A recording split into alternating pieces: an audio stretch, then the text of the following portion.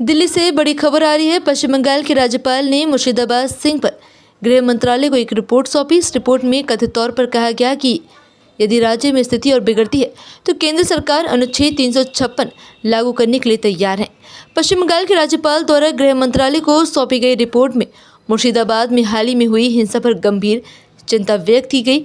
सूत्रों के अनुसार रिपोर्ट में राज्य सरकार की कानून व्यवस्था बनाए रखने में कथित विफलता का उल्लेख किया गया है। रिपोर्ट में ये भी कहा गया है कि यदि स्थिति में और गिरावट आती है तो केंद्र सरकार संवैधानिक प्रावधानों के तहत अनुच्छेद 356 लागू करने पर विचार कर सकती है। अनुच्छेद 356, जिसे राष्ट्रपति शासन के रूप में भी जाना जाता है, भारत के संविधान का एक प्रावधान है जो केंद्र सरकार को किसी राज्य सरकार को बर्खास्त करने और सीधे शासन संभालने की अनुमति देता है।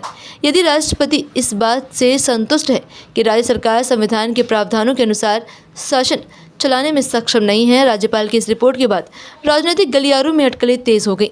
विपक्षी दल राज्य सरकार पर कानून व्यवस्था बनाए रखने में विफल रहने का आरोप लगा रहे हैं, जबकि राज्य सरकार ने राज्यपाल की रिपोर्ट पर कोई आधिकारिक टिप्पणी नहीं की है। राज्यपाल सब क्या का सिफारिश कर चुके हैं मुझे पता नहीं, क्योंकि राज्यपाल जहां सिफारिश पत्र देते हैं वो गृह मंत्रालय को भेजते हैं। इसका जानकारी गृह मंत्रालय से होगी, मुझे ये जानकारी नहीं है। फिर भी अचानक 356 धारा लागू करना इतना आसान काम तो नहीं है।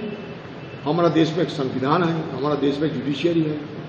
अगर किसी की मर्जी से तो कोई धारा लागू नहीं होते, चाहे राज्यपाल हो चाहे कोई भी हो। मतलब राष्ट्रपति शासन जारी करने के लिए, लागू करने के लिए जिस तरीके की माहौल बनना चाहिए वो बंगाल में बने ही है नहीं, इसका मुझे मालूम नहीं है किस लिहाज से ये कहे जाते हैं। लेकिन मैं समझता हूं कि ये जो बात मीडिया वालों ने उछल रहे हैं, इसके साथ मतलब जमीनी संपर्क नहीं है।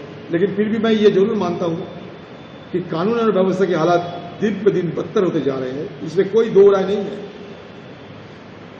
और इसके लिए जिम्मेवार है बंगाल की प्रशासन, खासकर बंगाल के मुख्यमंत्री खुद।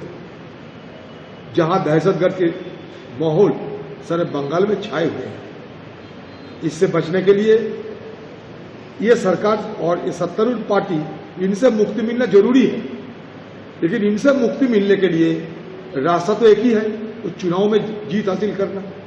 इसके अलावा बैक डोर से, पीछे की दरवाजे से 356 जारी करके, लागू करके कैसे ये उपाय निकाला जाएगा, इसका ये मुझे पता नहीं।